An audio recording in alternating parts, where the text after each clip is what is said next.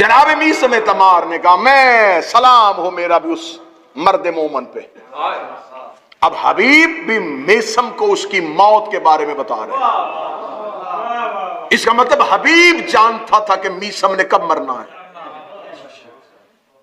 اور میثم جانتا تھا کہ حبیب نے کیسے مرنا ہے. یہ علم حبیب اور میثم تک کیسے پہنچا؟ ابھی یہ دونوں نے یوں بات کی اور حبیب کا گھوڑا ادھر گزر گیا، میثم کا ادھر گزر گیا. جو لوگ بنی اسد کے بیٹھے تھے انہوں نے کہا استغفر اللہ الیاذ باللہ، کیسے ہیں یہ لوگ؟ استغفر اللہ، غیب کی خبریں، کتنے بڑے بڑے دعوے کر کے چلے گئے. یہ سامنے سے ایک اور بزرگ چلا رہا تھا، اسے کہتے ہیں رشید حجری. یہ علی کا صحابی ہے، یہ اسے امیر المومنین نے رشید الولایہ کہا تھا. علی فرماتے ہیں موت کی مکمل خبر رشید جانتا ہے. سامنے سے رشید آیا، دیکھا کہ قبیلہ بنی اسد کے لوگ کان پکڑ کے بیٹھے. فرمایا کیا ہوا؟ کہنے لگے ابھی یہاں سے دو گزرے ہیں تو بڑے نام، دونوں ہی علی کے صحابی. ایک نے کہا کہ میثم تمہیں سولی لٹکایا جائے گا، اور وہ میثم جو ہے وہ جسے اتنا ہم سچا کہتے ہیں، جس کی کوفے والے اتنی عزت کرتے ہیں کہ یہ علی کا نوکر ہے، وہ کہتا ہے کہ تیرا سر کوفے میں پھرایا جائے گا. اتنا کہتا رشید کہتے اچھا میثم ایک بات بھول گیا، اس نے یہ نہیں بتایا کہ حبیب کے قاتل کو 200 درہم انعام بھی دیا جائے گا.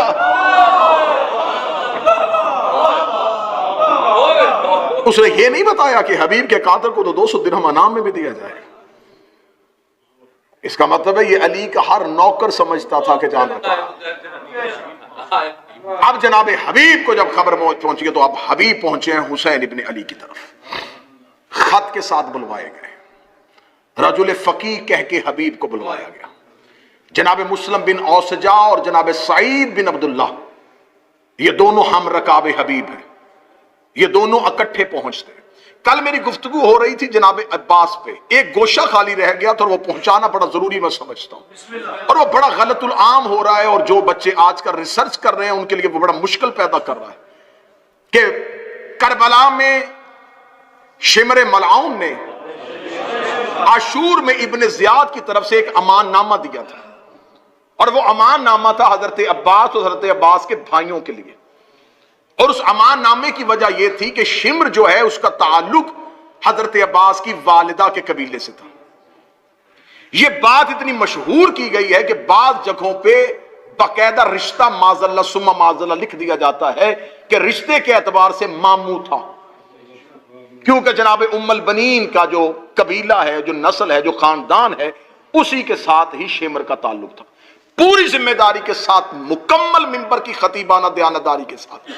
شمر کا تعلق بنی کلب سے تھا، عباس مولا کی ماں کا تعلق بنی کلاب سے تھا.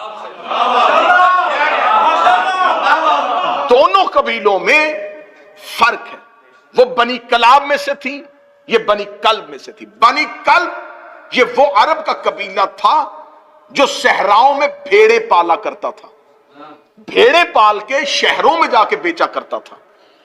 شمر ملعون کا تعلق بنی کلب کے ساتھ ہے. ہاں اب آپ مجھ پہ سوال کریں کہ کیا کتابوں میں یہ لکھا ہے، مقاتل میں یہ لکھا ہے کہ امان نامہ آیا؟ ہاں آیا، یہ میں مانتا ہوں، کتابوں نے یہ روایت دی ہے کہ امان نامہ آیا ہے، لیکن وہ امان نامہ رشتہ داری کی بنیاد پہ نہیں دیا. میں نے آپ کو شاید دوسری یا تیسری تقریر میں بتایا تھا کہ حسین کے پاس کل 4 علی تھے. ایک مجلس میں نے بتایا، جناب محمد حنفیہ، جناب مسلم بن عقیل، جناب عباس ابن علی، اور جناب عبداللہ ابن جعفر طیار. محمد حنفیہ کو مدینے چھوڑا، عبداللہ ابن جعفر طیار کو کوفے بھیجا، مسلم بن عقیل کو مکہ چھوڑا، جناب عبداللہ ابن جعفر طیار کو، مسلم کو کوفہ بھیجا، صرف اکیلے عباس کو لے کے گئے. اب کربلا میں یزید اور یزید کے لشکر کو خوف تھا عباس کا. شمر ملعون نے جا کے ایک بھیانک سازش کی. اس نے جا کے کہا کیونکہ ہماری تمہارے قبیلے کے ساتھ ایک تعلق داری ہے بنی کلب کی بنی کلاب سے، لہٰذا میں تمہیں اور تیرے بھائیوں کو یہ امان نامہ لکھوا کے لے کے آیا ہوں ابن زیاد سے. اگر عباس اور عباس کے بھائی میدان کربلا سے چلے جائیں محفوظ رستہ دیں گے، ان کی زندگیوں کو امان ہے. عباس تجھے اور تیرے بھائیوں کو میں ابن زیاد سے امان نامہ لکھوا کے لے کے آیا ہوں. اب یہ وقت ہے عاشور کا، یہ وقت ہے میدان کارزار کا. کاش وقت ہوتا تو عباس تفصیلی جملے پڑھتے. حسین نے کہا عباس اس کا جواب دے. عباس گھوڑے کی زین پہ آئے. حضرت عباس نے ایک ہی جملہ کہا تبت یدا کا، تیرے ہاتھ ٹوٹے. اب علمی جو لوگ بیٹھے وہ اس گہرائی کو سمجھنا. اب وقت نہیں تھا، میدان جنگ ہے اور گھمسان کا رنگ ہے. عباس نے ایک جملہ کہا تبت یدا کا، تیرے ہاتھ ٹوٹے. یہ لہجہ عباس نہیں ہے، یہ آیت قرآن ہے. کس کے لیے آئی تھی؟ ابو لہب کے لیے. تبت یدا ابی لہب، اے ابو لہب تیرے ہاتھ ٹوٹے. ابو لہب کا آج بھی تاریخ مغالطے میں ہے کہ ابو لہب رسول کا چچا تھا، لیکن ابو لہب رسول کا چچا نہیں تھا. پلا بنی ہاشم میں تھا لیکن خونی نہیں تھا. اس کی ماں لونڈی تھی حضرت عبد المطلب کی. کنیز اپنا بیٹا لے کے آئی تھی، پلا تھا اس قبیلے میں لیکن کہلوانا شروع کیا کہ میں بنی ہاشم ہوں. خدا نے کہا تبت یا تیرے ہاتھ ٹوٹے. یہ جملے ابو طالب کے لیے، ابو لہب کے لیے آئے تھے کہ ابو لہب بیٹا کسی اور کا ہے، پلا کسی قبیلے میں ہے. عباس نے وہی اللہ کا لہجہ استعمال کیا. اے شمر تیرے ہاتھ ٹوٹے، تو بیٹا کسی اور کا ہے، نسبت کسی اور سے دے رہا.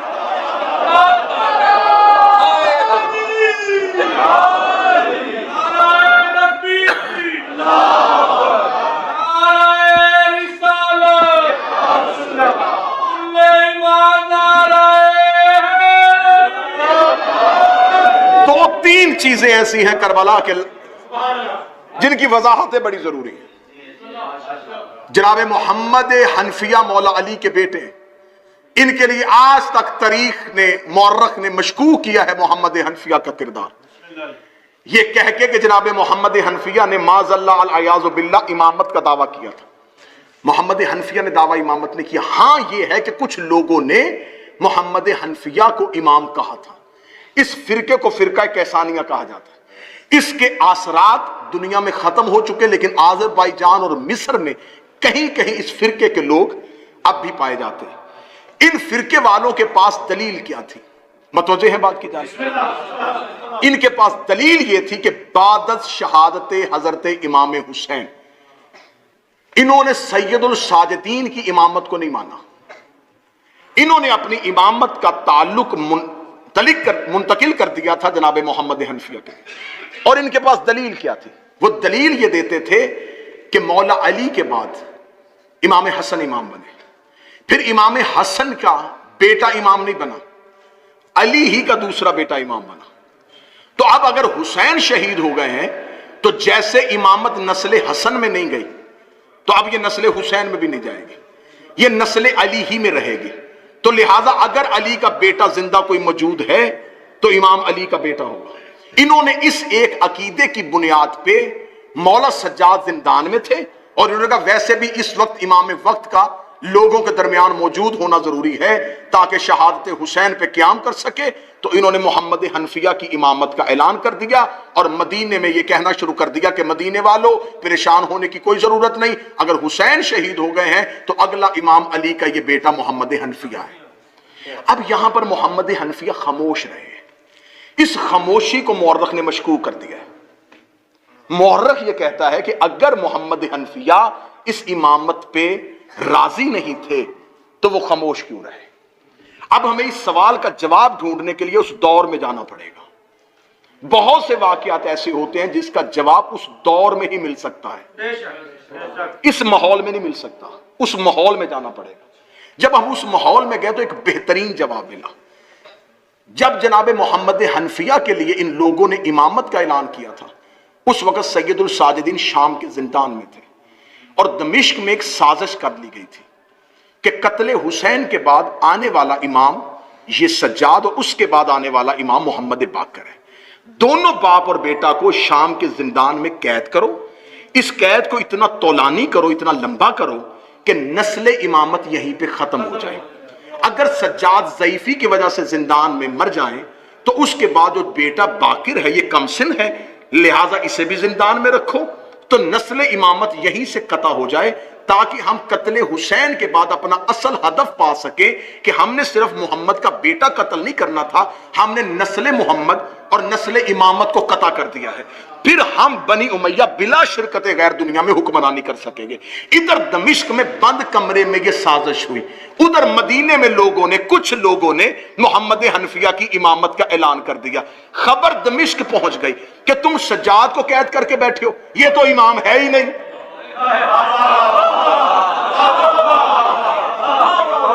آپ کو یاد ہے کہ اللہ نے غار کے باہر ایک مکڑی سے جالا بنوا دیا تھا، وہ کیا مکڑی کا جالا محمد سے زیادہ طاقتور تھا؟ کیا نبی اپنی حفاظت نہ کر سکے اور مکڑی کے نہیں، اللہ نے تدبیر کی تھی کہ مکڑی کا جالا دے کے پلٹ جائیں گے، یہاں کون کیسے آ سکتا ہے؟ یہاں تو مکڑی نے جالا بنا ہوا ہے اور کبوتری نے انڈے دیے ہوئے ہیں، لہذا لوگ واپس چلے جائیں۔ اللہ تدبیر کرتا ہے۔ ادھر انہوں نے قتل سجاد کا پروگرام بنایا، ادھر پتا چلا کہ سجاد تو امام ہی نہیں ہے، اگلا امام تو محمد حنفیہ ہے۔ میں اس پوری تاریخ کو اگر ایک جملے میں جلدی بند کرنا چاہوں تو ایسے بند کروں گا، اللہ ہر دور میں ایک حجت کو بچانے کے لیے ایک ابو طالب ضرور رکھتا ہے۔ محمد حنفیہ اس دور کا، جناب محمد حنفیہ اس دور کے ابو طالب۔ بعد میں خطبہ حج کے موقع پر انہوں نے خود سید الساجدین کی امامت کا اعلان کر دیا تھا اور خود یہ لوگوں سے کہہ دیا تھا کہ حجر اسود جس کی گواہی دے گا وہ امام ہے۔ اب جناب حبیب اپنے ان دو ساتھیوں کے ساتھ کربلا میں پہنچتے ہیں۔ جب یہ کربلا میں پہنچتے ہیں تو اب میں نے لفظ کہا رجل فقی، ایک یہاں پر دوست ہیں حبیب کے ساتھ جناب سعید۔ جناب سعید 10 محرم کو اس وقت شہید ہوتے ہیں جب امام حسین نماز ادا کروانے کے لیے کھڑے ہوتے ہیں تو ادھر سے تیروں کی بارش شروع ہوتی ہے۔ جناب سعید میدان جنگ میں آ کے وقت کے امام سے ایک شرعی مسئلہ پوچھتے ہیں۔ آ کے جناب سعید کہتے ہیں کہ مولا آپ امام وقت ہیں، مجھے ایک سوال کا جواب دیں کہ اگر کوئی شخص کعبے کی حفاظت کرتا ہوا کعبے کو پیٹھ دکھا دے تو یہ گناہ تو نہیں ہوگا؟ اب جو قریب بیٹھے ہیں یہ بات سمجھتے بھی جانا۔ ناروں والی مجلس تو میں نے پہلے دن سے نہیں پڑھی، پہلے دن سے میں داد سے بے نیاز ہو گیا ہوں کہ معلوماتی جتنی معلومات جتنی جلدی ہو سکے میں آپ تک پہنچوں۔ اگر کوئی شخص دفاع کعبہ کرتا ہوا کعبے کو پوچھ دکھا دے تو کیا وہ گناہ تو نہیں ہوگا؟ حسین نے فرمایا اگر مقصد تحفظ کعبہ ہے تو گناہ نہیں بلکہ اجر ملے گا۔ اتنا کہنا تھا صحیح دے کے کہتا پھر میں آپ کی حفاظت کے لیے آگے کھڑا ہو جاؤں، پھر میں آپ کی حفاظت کے لیے آگے کھڑا ہو جاؤں۔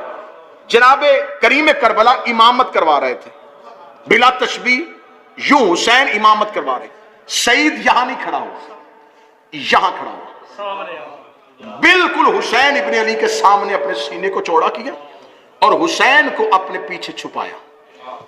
جناب سعید حسین کے آگے کھڑے ہو گئے، سامنے سے تیروں کی بارش آ گئی۔ میں نے مجلسوں میں ابتدا میں یہ دعویٰ کیا تھا کہ میں بہت سی قرآن کی آیتیں ایسی بتاؤں گا جن کا مصداق صرف اور صرف اصحاب حسین۔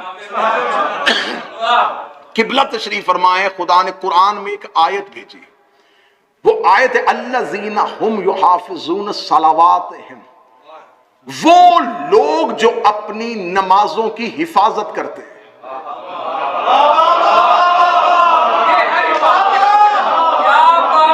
اتنی آیت کے ٹکڑے میں لطف ہی نہیں ہے، لطف تو اگلی آیت میں اولئک هم الوارثون، اللہ نے انہیں ہی وارث بنایا ہے۔ کس کا؟ الذین یورثون الفردوس، اللہ نے انہیں جنت کو میراث میں دے دیا ہے۔ یہ آیت قرآن میں آئی ضرور تھی لیکن اس آیت کا کوئی مصداق نہیں مل رہا تھا، نماز قائم کرنے والے مل رہے تھے، نماز ادا کرنے والے مل رہے تھے، یہ پتہ ہی نہیں چل رہا تھا کہ نماز کی حفاظت کیسے کی جاتی ہے۔ ادھر سعید حسین کے آگے کھڑے ہوئے، اتنے تیر لگے سعید ابن عبداللہ کے جسم پہ کہ ایک بھی جسم کا حصہ بغیر تیروں کے نہیں تھا۔ ادھر حسین نے آخری سجدہ مکمل کیا، یا سعید کا سر حسین کے زانو پہ آیا، سعید حسین کے زانو پہ گرے، حسین نے سعید کا سر اپنے ہاتھوں پہ لیا، سعید کی آنکھوں میں آنسو تھے۔ حسین نے فرمایا سعید کیوں رو رہا ہے؟ کہنے لگا مولا شہادت مل گئی، مولا یہ بہت بڑا اعزاز ہے، اور اس سے بڑھ کے بھی اعزاز کیا ہوگا کہ نوکر کا سر مالک کے زانو پہ ہے، اور اس سے بڑھ کے بھی کرم کیا ہوگا کہ نوکر کا چہرہ امام کے ہاتھوں پہ ہے۔ رو اس لیے رہا ہوں کہ ایک نماز ایسی رہ گئی جو میں نے آپ کے پیچھے نہیں پڑھی۔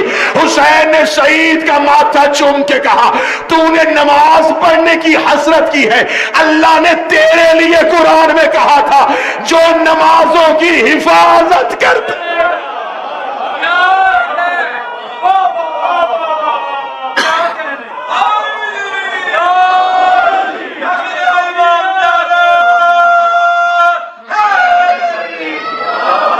اللہ نے تو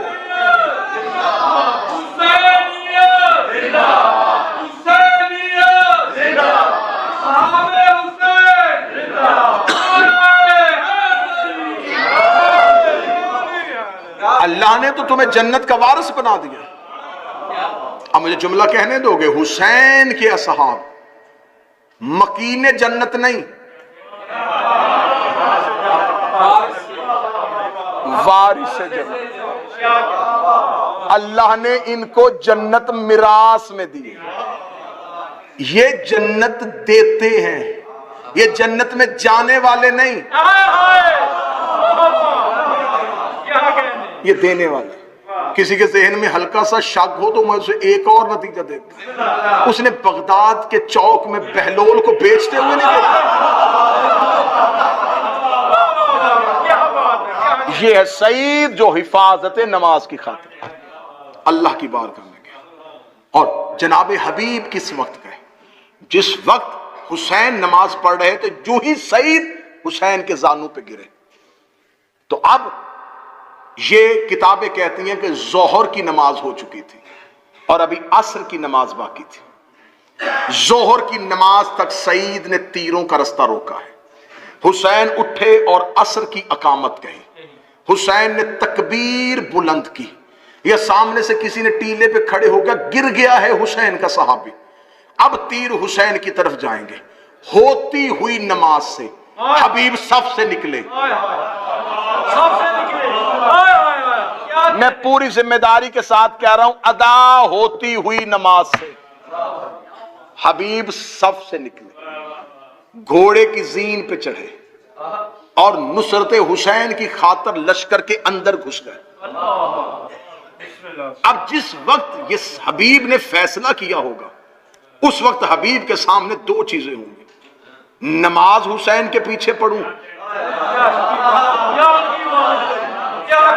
یا حسین کی نصرت کروں۔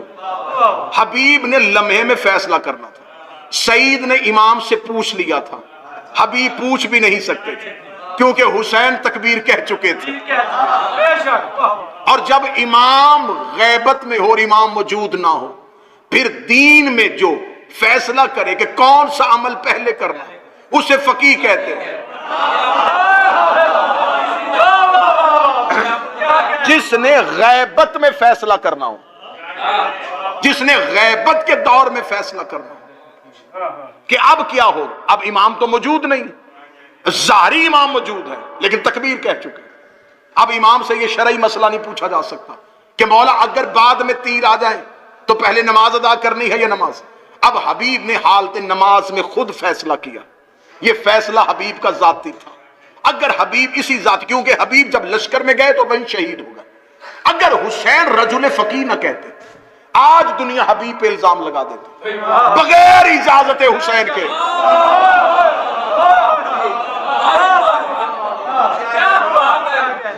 اتنا بڑا فیصلہ کیسے کر دیا کہ ہوتی نماز سے نکل گئے، اس لیے حسین نے جب بلایا تھا اس وقت ہی کہہ دیا تھا فقی آ رہا ہے۔ کل کو جب حبیب یہ فیصلہ کرے تو حبیب پہ الزام نہ لگانا، یہ حبیب کا فیصلہ نہیں، وقت کے فقی کا فیصلہ ہے۔ اور فقی وہ ہوتا ہے جسے دین میں فیصلے کا اختیار امام دے۔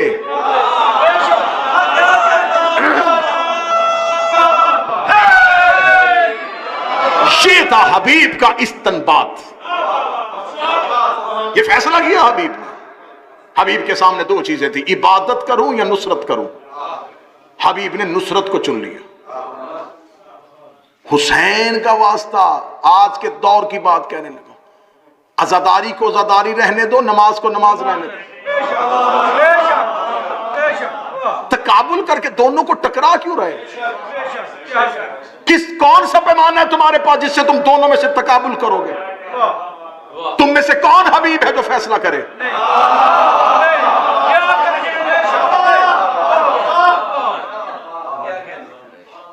ممبر پہ سوال آ جاتا ہے، ممبر پہ ندیم بھائی بیٹھتے ہیں، ممبر پہ چٹ آ جاتی ہے، ماتم افضل ہے یا نماز؟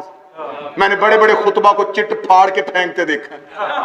انہیں پتا ہے کہ ماتم کہیں گے تو بعد میں نمازی پکڑ لیں گے، نماز کہیں گے تو دروازے پہ ماتمی پکڑ لیں گے۔ میں نے پھر بی بی سے خیرات مانگ کے یہ ممبر پہ جواب میں نے پہلی بار دیا تھا، اور اس کے بعد بہت سے خطبہ نے دیا، میں نے ممبر پہ یہ جواب دیا تھا، یہ فیصلہ ہمیشہ وہ کرتا ہے جس نے دونوں میں سے ایک چھوڑ لیا۔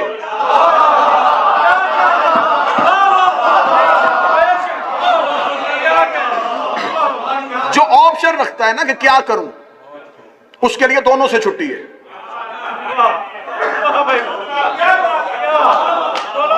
نمازی کو چاہیے کہ عزادار کی توہین نہ کرے، عزادار کو چاہیے کہ نمازی کی توہین۔ عزاداری نصرت حسین ہے، نماز عبادت پروردگار ہے۔ یہ فوری طور پہ فیصلہ کر دینا، جی یہ دیکھیں جی یہ دیکھیں یہ دیکھیں جی، معاذ اللہ ثم معاذ اللہ، ماتمیوں کے پورے اب اگر کوئی شراب بھی پیتا اور قرآن بھی پڑھے، اور مجھ جیسا کم علم خطیب ممبر سے کہہ دے کہ لو جی شرابی قاریان قرآن ہو گئے، تو ایک شخص کی وجہ سے میں سارے قاریوں کو غلط نہیں کہہ سکتا۔ ایک شرابی کی وجہ سے میں قاریان قرآن کو غلط نہیں کہہ سکتا۔ تو اگر کوئی ایک نشئی ماتمیوں میں آ جاتا ہے تو اس ایک کی وجہ سے سارے ماتمیوں کو غلط کہنا کہاں حلقہ ماتم کی عزت کو سمجھو۔ نہیں جی آپ، ہاں بہتر ہے، ماتمی سب سے بہتر چیز ہے، ماتمی کو نمازی ہونا چاہیے، نمازی کو ماتمی ہونا چاہیے۔ لیکن زیادہ دیکھیں، ماتم 1 گھنٹہ قمیض اتار کے حلقے میں کھڑے ہو کے سینہ پیٹنا، یہ ماتم ہے۔ 5 منٹ مصلی پہ کھڑے ہو کے اٹھنا بیٹھنا، یہ نماز ہے۔ بندہ آسانی سے مشکل کی طرف دیر سے جاتا ہے، مشکل سے آسانی کی طرف جلدی آتا ہے۔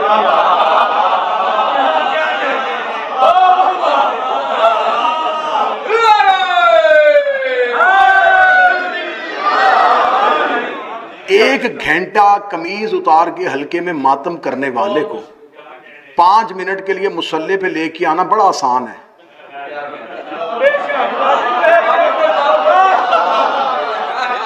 5 منٹ مصلی پہ کھڑے ہونے والے کو قمیض اتروا کے حلقے پہ کھڑا کرنا یہ مشکل ہے۔ اگر یہ ریت ڈالنی ہے تو یہ غلط پڑ جائے گی۔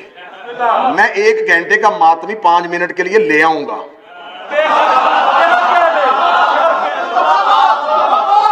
مشکل ہو جائے گا، مشکل ہو جائے گا۔ تو لہٰذا بہتر ہے جو جہاں پہ ہے اپنے عقیدے کے ساتھ اسے وہ عبادت کرنے دے۔ ہاں عبادت پروردگار جو ہے، یہ مسجد کی، ہم جب نماز پڑھتے ہیں تو سجدہ گاہ کیوں رکھتے ہیں؟ تاکہ حسین یاد رہے۔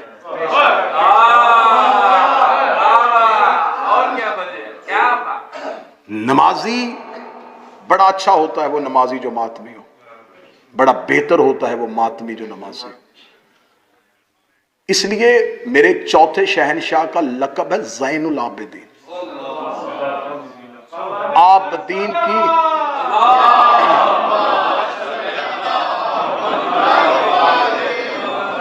عابدین کی زینت. آخری سطر کہنے لگا جی، بالکل آخری سطر. عابدین کی زینت، عبادت گزاروں کی زینت. زینت کہتے ہیں پہچان کو.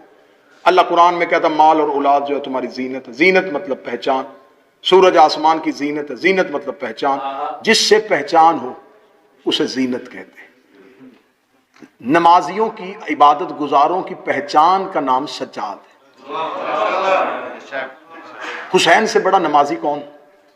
علی کی تو شہادتی نماز میں ہوئی، جس کا سجدے میں 2 آئمہ کا سر سجدے میں کٹ رہا. دونوں زین العابدین نہیں. یہ زین العابدین چوتھے کو کیوں بنایا؟ قیامت والے دن عبادتیں پرکھنے کے لیے سجاد کو کیوں کھڑا کیا؟ اگر سجاد کو کھڑا کیا تو کھڑا اس لیے کیا ہے عبادت گزاروں کی اسے پہچان، اسے معیار، اسے کسوٹی، اسے ترازو ہی اللہ نے اس لیے بنایا ہے کہ کوئی ماتمی یہ کہہ کے سجاد سے اگر نمازوں میں چھوٹ لے کہ میں تو عزاداری کر رہا تھا اور عزادار ہوں تو نمازوں کی چھوٹ دے دے، تو سجاد سے بڑا عزادار کوئی نہیں. اور اگر کوئی نمازی جنت میں جانے کی کوشش کرے کہ میں ماتم میں نہیں کیا، نماز پڑھ رہا تھا، تو سجاد سے بڑا نمازی بھی کوئی نہیں ہے. جو عبادت گزار ہے وہی عزادار. کتنا ماتم کر لو گے؟ 9 گھنٹے 10 گھنٹے کتنی زنجیر مار لو گے؟ 40 سال رہو رویا ہے حسین کا.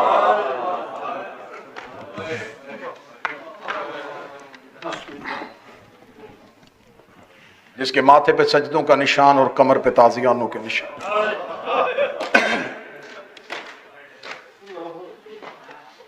حبیب نے فیصلہ کر لیا کہ عبادت پروردگار سے نکل کے نصرت حسین کی طرف چلا. آج بھی لوگ حبیب کے فیصلے کو سلام کر رہے ہیں. نصرت حسین کرنے کے لیے عشق حبیب ہونا چاہیے. جنگل میں 3 دن کا پیاسا کہہ رہا تھا کوئی ہے جو میری مدد کرے.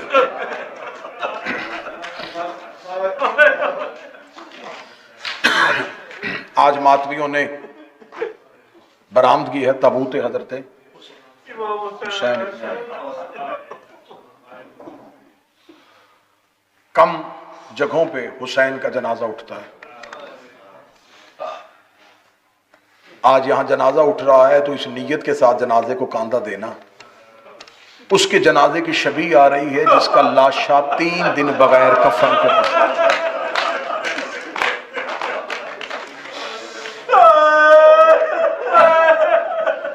میں کربلا میں تھا 40 کے لیے، قبلہ ترابی صاحب 40 پہ تھے. بڑی مشکل ہوتی ہے زائر کے لیے آخری زیارت.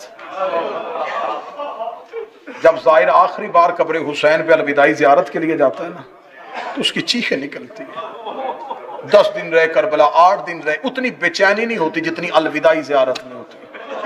الوداعی زیارت میں بڑی بے چینی ہوتی ہے. جب زائر کو پتہ چل جائے نا کہ صبح میری فلائٹ ہے، کل واپس چلا جاؤں گا، وہ کوشش کرتا ہے کہ رات پوری شب بیداری حرم میں گزارے. کبھی وہ غازی کے حرم میں جاتا ہے، کبھی حسین کے حرم میں جاتا ہے.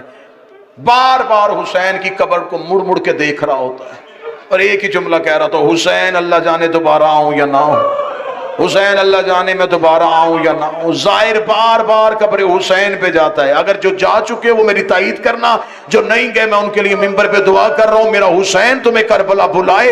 یہ زائر اتنا بے چین ہو کے کربلا سے نکلتا ہے، اتنا روتا ہوا کربلا سے نکلتا ہے، مڑ مڑ کے حسین کے حرم کو دیکھ رہا ہوتا ہے، مڑ مڑ کے حسین کے گنبد کو دیکھ رہا ہوتا ہے. مجھے معافی مانگ کے جملہ پڑھنے دینا.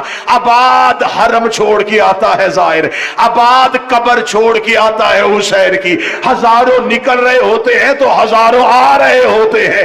اگر اس جملے کو سمجھنا ہے تو کبھی کربلا میں کھڑے ہو کے سمجھنا. آج ہم آباد قبر چھوڑ کے جاتے، ہمیں اتنی تکلیف ہوتی ہے. قسمت نہیں اس بہن کی جو بغیر کفن کے چھوڑ کے، بغیر کفن کے جس نے بھائی کو چھوڑا. مکمل شہادت کا وقت نہیں ہے، وقت زیادہ، 3 یا 4 منٹ اور مصحف پڑھو. قبلہ حافظ کفایت صاحب نے اپنی کتاب میں لکھا امت نے 7 حصوں میں حسین کی لاش کو تقسیم کر. ان ملعونوں نے حسین کی لاش کو 7 حصوں میں تقسیم کر دیا. لاشا حسین 7 حصوں میں تقسیم ہو چکا تھا. ایک ملعون بجدل ابن کلبی وہ ہے جس نے حسین کی ابا اتاری ہے. ان میں سے ایک زخیر ابن جعفر وہ ہے جس نے حسین کی قبا اتاری ہے. اس میں سے ایک ملعون سعد وہ ہے جس نے حسین کا امامہ اتارا ہے. کوئی حسین کی ابا لوٹ کے لے گیا, کوئی حسین کی قبا لوٹ کے لے گیا. ایک ملعون نے حسین کے کمر بند پہ ہاتھ رکھا, غریب کی لاش ہل گئی. آواز آئی حیا کر, میری لاش میں میری بہنوں نے آنا ہے, میری لاش میں میری بیٹیوں نے آنا ہے. مکمل شہادت کا وقت نہیں, ایک روایت پڑھوں گا اور منبر چھوڑوں گا. اسی روایت پہ آئے گا غریب کا جنازہ. ان ملعونین میں سے ایک ملعون وہ ہے جس میں آج بھی میرا 12واں پردے پہ لعنت کرتا ہے. زیارت ناہیہ میں میرا 12واں آج بھی امامہ اتار کے چیخے مار کے جس کا نام لے کے لعنت کرتا ہے. یہ ملعون وہ تھا جس نے حسین کی انگوٹھی اتاری تھی, جس نے حسین کی انگشتری اتاری تھی. یہ ملعون خود روایت کرتا ہے, کہتے جب میں لاشا حسین پہ پہنچا, نہ حسین کے بدن پہ ابا تھی, نہ حسین کے بدن پہ قبا تھی, نہ حسین کے سر پہ امامہ تھا. کہتا میری نظر پڑی حسین کے ہاتھ پہ, غریب کے ہاتھ پہ ایک انگوٹھی نظر آئی. میں نے کہا میں یہ انگوٹھی نکال لیتا ہوں. یہ کمینہ کہتا میں لاش کے قریب بیٹھا, میں نے انگوٹھی اتارنے کا ارادہ کیا. حسین کی انگلی لہو سے اتنی بھری تھی, اتنے تیر لگے تھے حسین کے ہاتھ پہ, مجھ سے انگوٹھی نہ اتری.